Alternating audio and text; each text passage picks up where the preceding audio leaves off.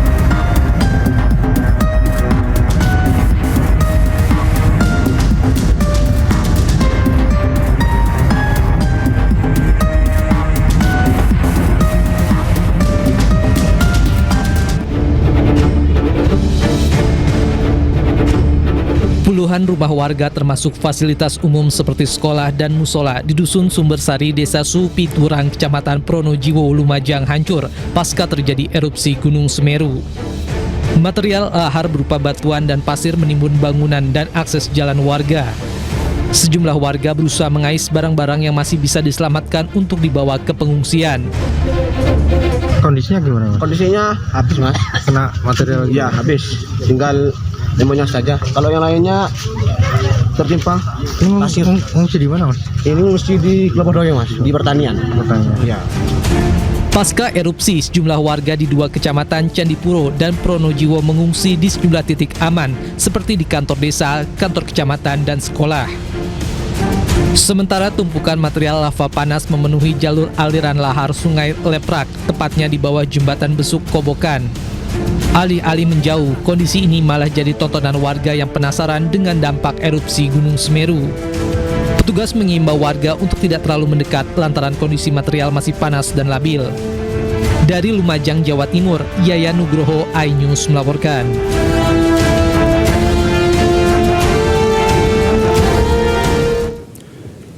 Pemirsa, evakuasi 178 pendaki Semeru dari Ranu Kumbolo menuju pos pendakian Ranu Pane, Lumajang, Jawa Timur berjalan lancar. Semua pendaki dalam kondisi aman, tidak terkena awan panas guguran Semeru.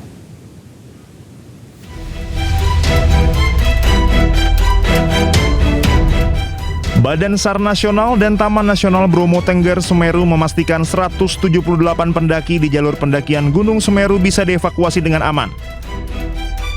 Kloter pertama pendaki telah kembali dari Ranu Kumbolo dan tiba dengan selamat di pos pendakian Ranu Pani Kamis siang. Semua pendaki yang berada di Ranu Kumbolo dalam kondisi aman, tidak terkena awan panas guguran Semeru. Proses kepulangan berjalan lancar dengan pengawasan petugas. Koordinasi Balai Besar Taman Nasional Bromo Tengger Semeru, relawan, dan aparat terkait menjadi kunci memastikan keselamatan pendaki. Meski berada di area rawan, tim penyelamat dan petugas terlatih melakukan langkah-langkah mitigasi bencana yang sistematis dan disiplin. Petugas terus memantau kondisi pendaki, memastikan setiap pendaki memperoleh arahan, pengawasan, dan dukungan logistik yang memadai. Penanganan tidak hanya responsif, namun juga proaktif dan terencana sehingga risiko dapat diminimalkan tanpa menimbulkan kepanikan.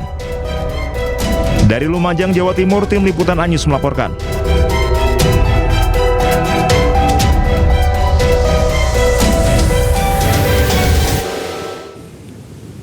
Dan pemirsa, untuk mengetahui kondisi terkini pasca erupsi Gunung Semeru, kami telah terhubung dengan jurnalis iNews Yayan Nugroho di lokasi pengungsian Supiturang, Lumajang, Jawa Timur. Selamat malam, Yayan. Bagaimana suasana di posko pengungsian malam hari ini? Ya, selamat malam, Davi. dan juga pemirsa. Saat ini saya berada di posko pengungsian, tepatnya di SD Negeri 4 Supeturang. Saat ini para pengungsi baru saja menerima logistik untuk makan malam, dan saat ini banyak dari pengungsi yang sedang makan malam dari dapur umum. Baik, hingga saat ini ada berapa orang yang mengungsi di posko SD 04? Untuk di pengungsian SD 04 Supeturang ini, total jumlah pengungsi ada 200 pengungsi dan dibagi menjadi 5 ruangan di kelas-kelas yang ada di SD ini. Saya akan sedikit menggambarkan bagaimana suasana di posko pengungsian SD 04 ini. Nah, inilah salah satu ruangan yang menampung sekitar 30 pengungsi, dan saat ini para pengungsi sedang menikmati jatah makan malam dari dapur umum. Untuk total jumlah pengungsi di 2 kecamatan, yakni Kecamatan Pronojiwo dan juga Kecamatan Candipuro, total ada 1.100 jiwa yang mengungsi di 11 titik pengungsian.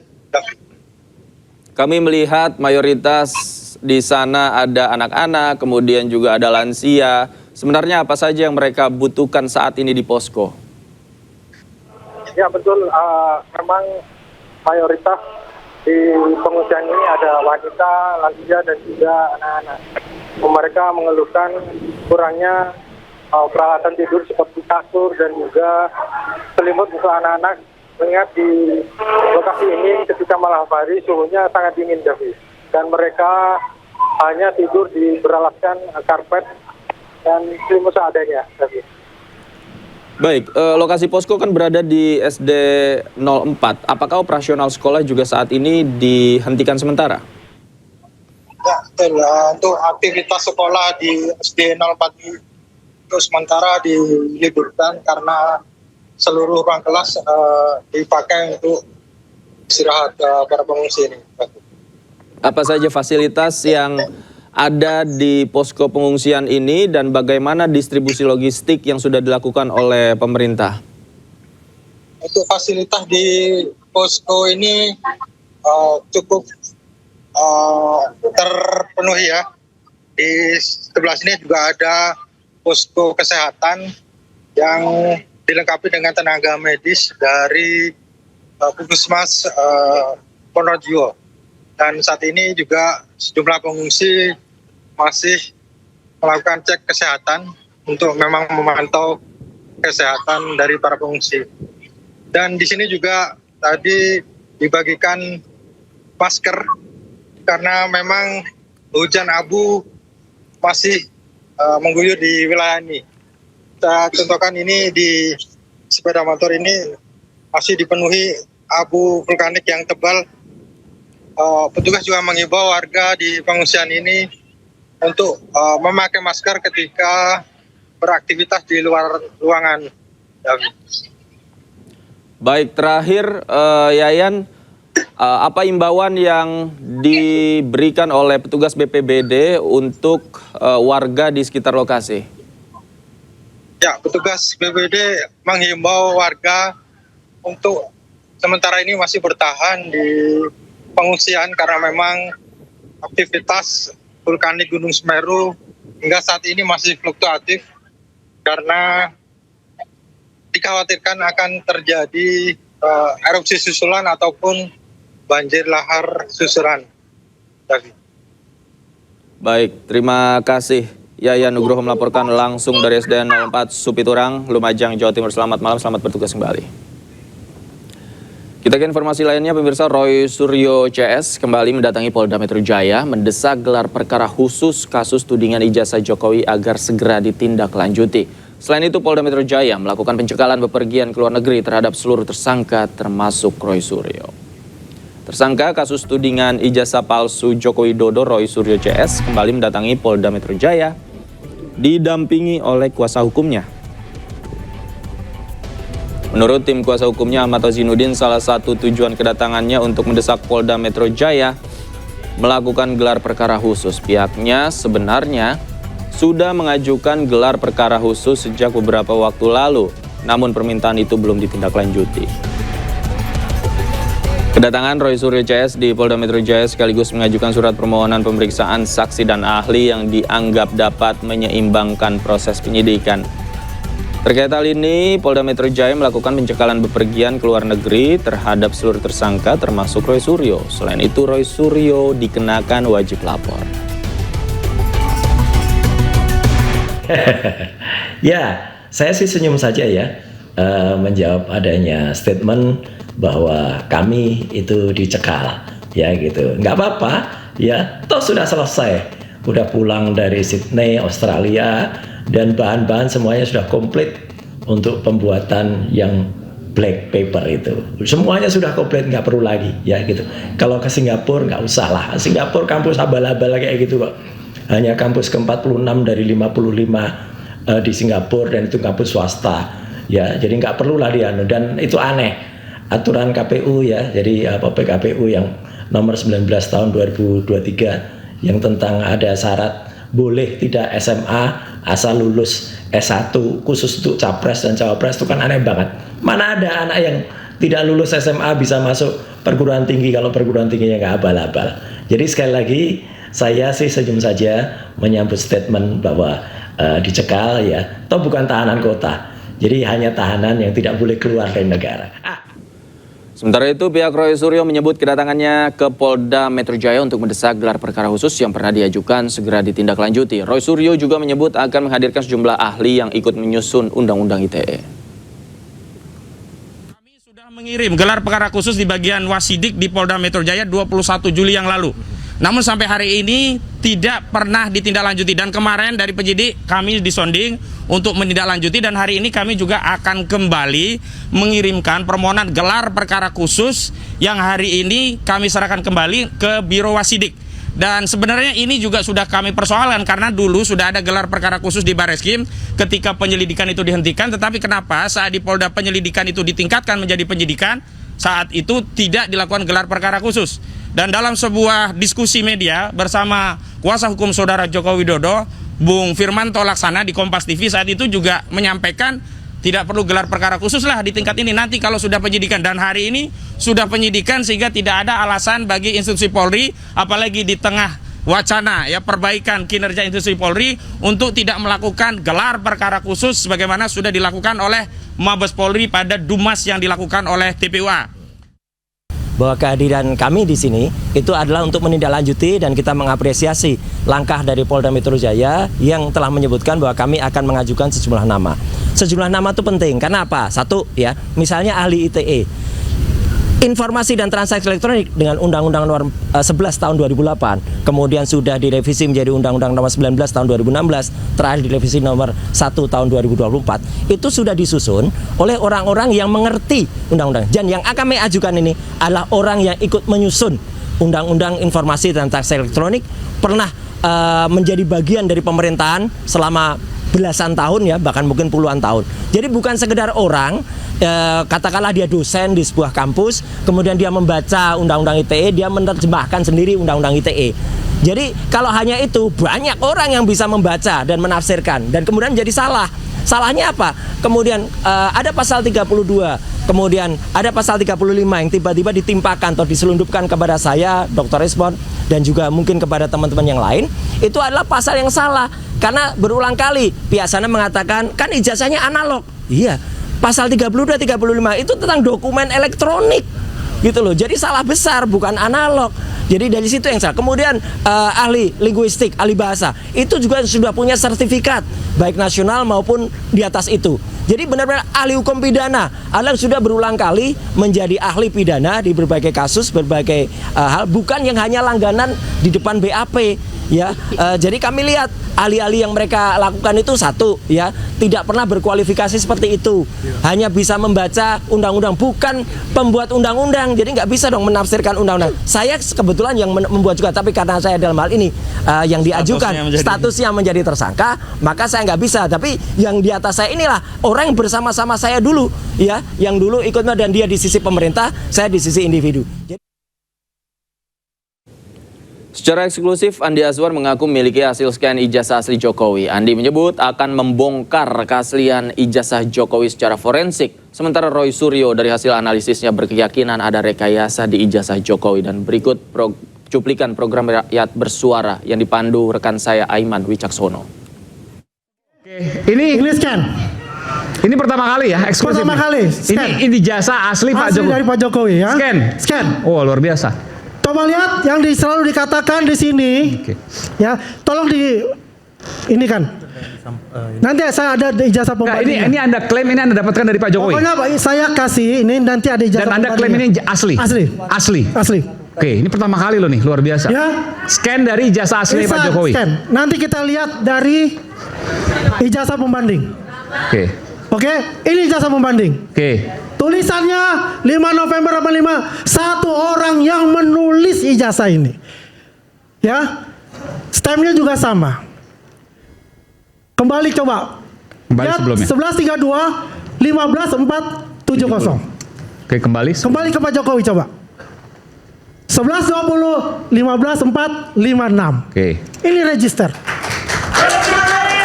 Ya. Diperhatikan baik-baik.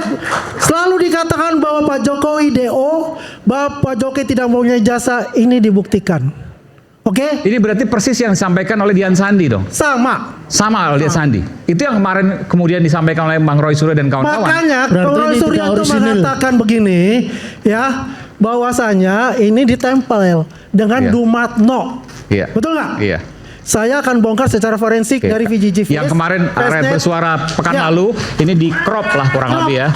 Makanya kena dengan undang-undang ITE itu adalah itu masalah salah satunya ya. Salah satunya. Itu masalahnya.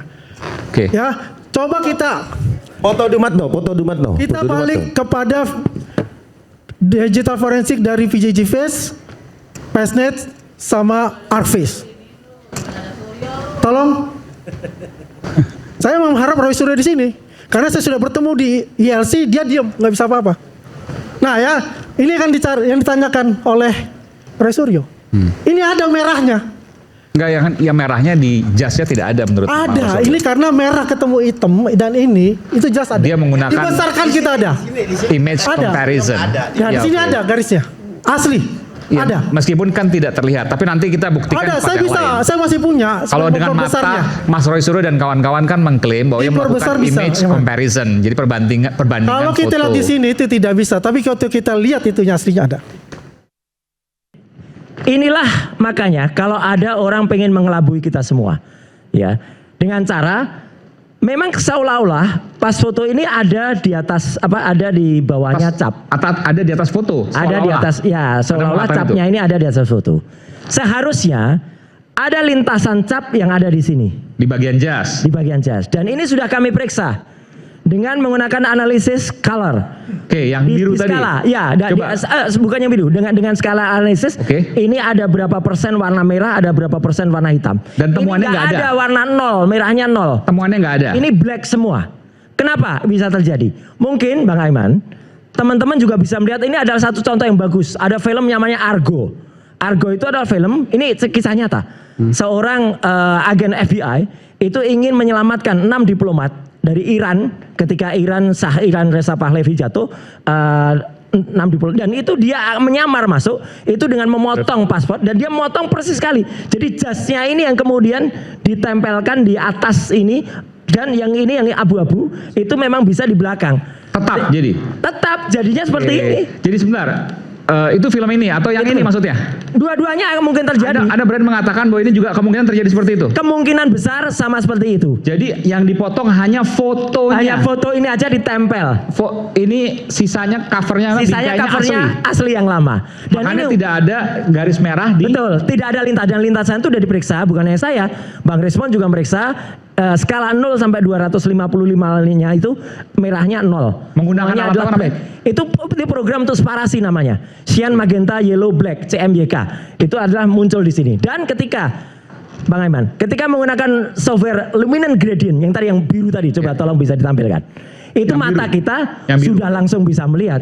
Jadi artinya kami tidak usah kemudian berbusa-busa berkata-kata dan tidak usah kemudian sambil kalau bahasa Jawa itu apa menteleng gitu ya, gitu. Lihat gitu, nggak usah karena dengan ini kan kelihatan banget, Bang. Nggak ada. Kalau seandainya ini ada capnya.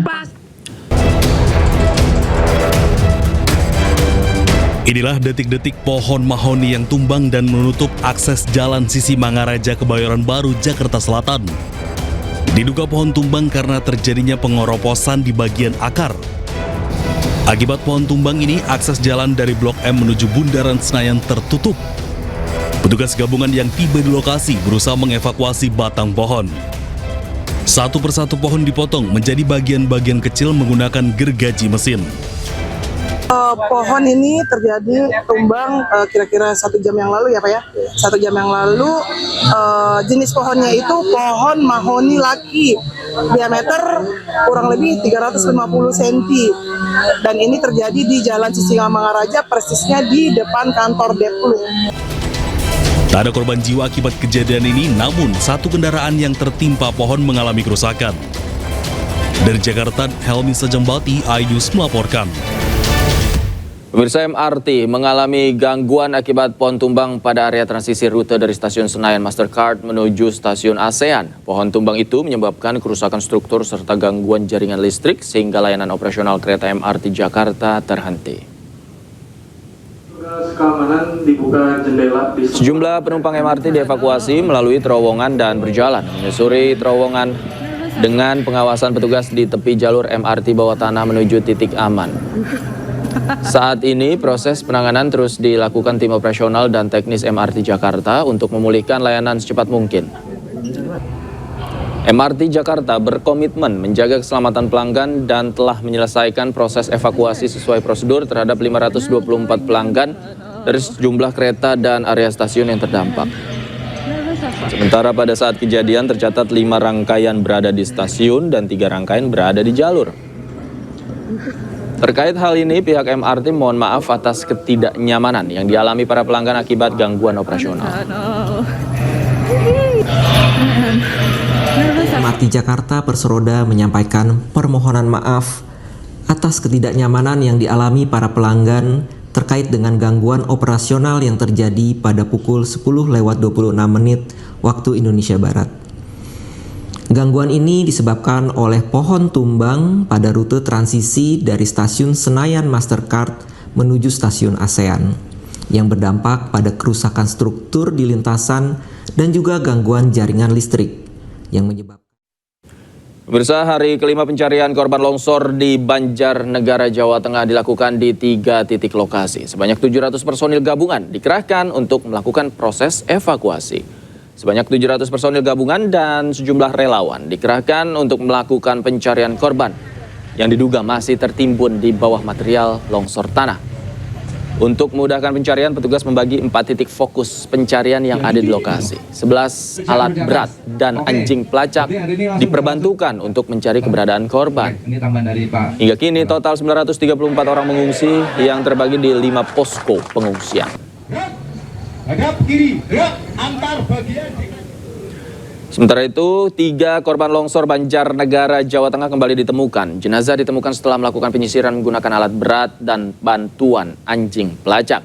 Petugas menemukan 3 jenazah korban longsor di bawah timbunan tanah yang berada di sektor A2, ada 2 korban, dan 1 korban di sektor C2, 1 km dari pusat longsor. Tim SAR yang melakukan evakuasi langsung membawa ketiga jenazah korban ke puskesmas untuk dilakukan pemeriksaan dan identifikasi. Dengan ditemukannya 3 korban ini, masih tercatat 22 orang hilang yang belum ditemukan. Jenazah korban longsor selanjutnya dimakamkan di area pemakaman desa. Pihak desa sudah menyiapkan sejumlah liang lahat yang akan digunakan sebagai kuburan korban longsor. Baru hingga saat ini kami menemukan korban 3 orang. ditemukan di A2, yang pertama di C2, dan yang ketiga ini baru saja juga di A2, dan semuanya dalam kondisi Michaela. Untuk jenis kelaminnya itu adalah perempuan. Semuanya, Pak? Semuanya perempuan, ketiga-tiga. Kita ke informasi lain, pemirsa, Komisi Pemberantasan Korupsi menyerahkan uang rampasan kasus korupsi investasi fiktif sebesar 883 miliar rupiah ke PT Taspen Persero. Dana itu berasal dari perkara Direktur Utama PT Insight Investments Management, Ekiawan Heri Primarianto. KPK memamerkan uang rampasan terkait kasus investasi fiktif PT Taspen di ruang konferensi pers Gedung Merah Putih KPK Jakarta Selatan. Nilai uang yang dirampas untuk negara mencapai 883 miliar rupiah. Namun karena keterbatasan ruangan membuat uang yang diperlihatkan ke publik hari ini hanya 300 miliar rupiah saja yang terdiri dari tumpukan uang pecahan 100 ribu rupiah. Kasus investasi fiktif PT Taspen telah bergulir penyidikannya di KPK. Awalnya 2 orang ditetapkan tersangka dalam kasus ini, yaitu Direktur Utama Taspen Antonius N.S. Kosasi dan mantan Direktur Utama PT Insight Investment Management Ekiawan Heri Primarianto. KPK akan melakukan penyerahan kepada PT Taspen Persero atas penjualan kembali aset yang sudah dirampas, yakni dalam bentuk uang sebesar 883 miliar 38.394.268 rupiah yang telah distorkan atau ditransfer pada tanggal 20 November tahun 2025 ke rekening Giro THT Taspen. Kembali di Newsroom, pemirsa, Presiden Prabowo Subianto memanggil sejumlah Menteri Kabinet Merah Putih ke Istana Kepresidenan Jakarta. Menteri Pertanian Amran Sulaiman mengatakan dirinya menghadap Presiden untuk melaporkan perkembangan pangan, khususnya beras. Amran memastikan Indonesia akan segera swasembada pangan, sementara Wakil Kepala BGN Nani S. Deang mengatakan dirinya akan membahas mengenai becak listrik dan juga program MBG. Saat disinggung mengenai jumlah satuan pelayanan pemenuhan gizi, Nani menyebut hingga saat ini jumlahnya mencapai 14.320 unit. Sementara terkait becak listrik, Presiden Prabowo meminta becak se-Indonesia menggunakan tenaga listrik atau motor listrik. Kami laporkan tentang perkembangan pangan, khusus untuk beras, pangan kita khusus beras, Insya Allah tanggal 31 Desember jam 12.00, kalau tidak ada aral melintang, 30 hari lebih, 40 hari ke depan, Indonesia swasembada pangan. Itu yang pertama. Dan ini adalah dari target 4 tahun, tapi kita capai insya Allah 1 tahun. Dan pemirsa, untuk mengetahui situasi terkini dari rapat terbatas yang berlangsung di Istana Kepresidenan, sudah terhubung bersama kami jurnalis iNews Kevin Pakan. Selamat malam. Kevin, siapa saja yang dipanggil di Istana dan apa saja yang dibahas di sana?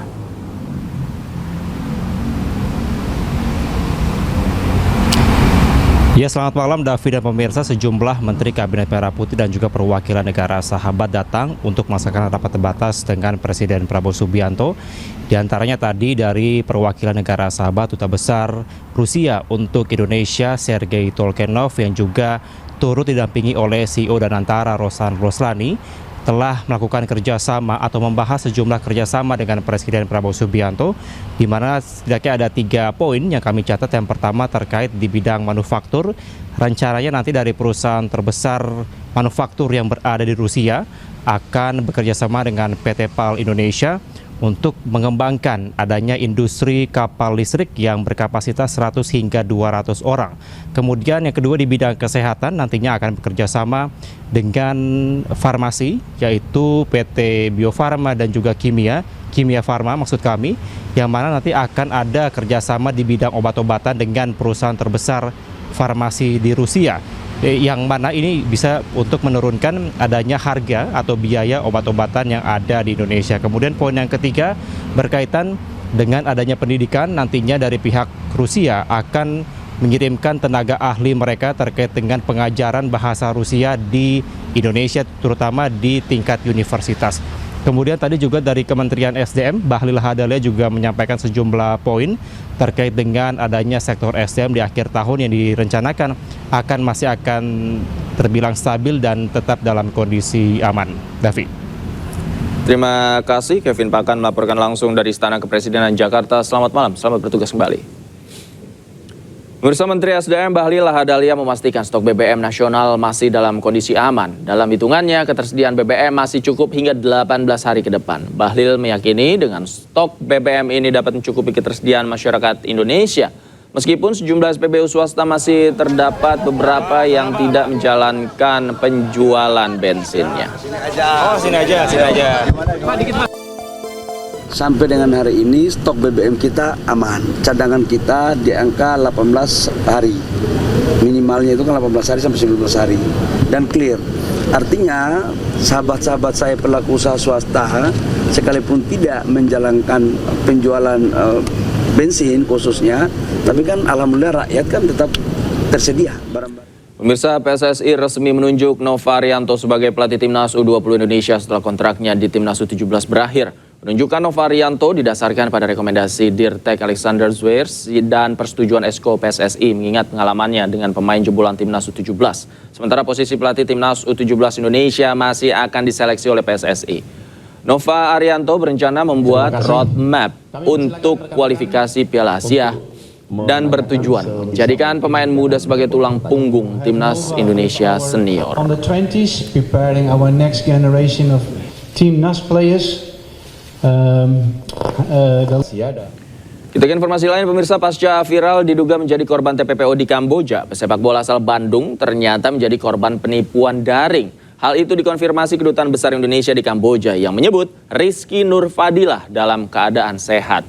Dan pemirsa, informasi yang akan hadir ini sekaligus menutup jumpa kita di iNewsroom malam hari ini. Temukan informasi-informasi terbaru lainnya di www.inews.id. Cuplikan tayangan berita iNews juga dapat Anda saksikan di kanal YouTube @official iNews. Kata saya Davi Pratama pamit undur diri. Terima kasih, selamat malam, sampai jumpa.